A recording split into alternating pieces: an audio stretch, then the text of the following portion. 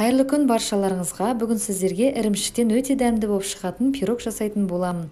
Ол үшін ұнымызға тоңазытқыштан алған майды үкіштен өткіземіз. Кейін оған жұмыртқа, қаймақ, қант және уксуспен ашытылған соданы салып, ең алдымен қасықпен, кейін қолмен қатты қыспай жай араластырып шығамыз.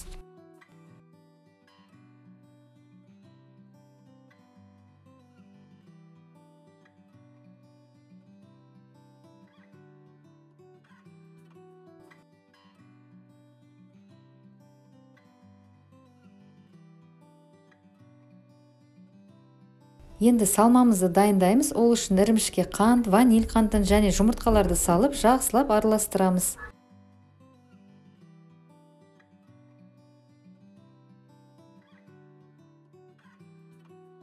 Формамызға пергамент төсеп, май жағып, жаңағы қамырдың жартысын саламыз.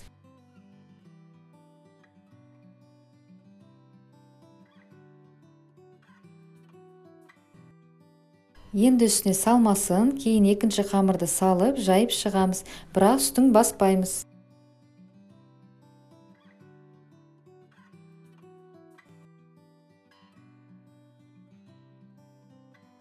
Барлығын салып болған соң, алдын ала қызып тұрған пешімізге 180 градуста 30 минут пісіреміз. Міне пирогымыз дайын болды. Астарыңыз дәмді болсын.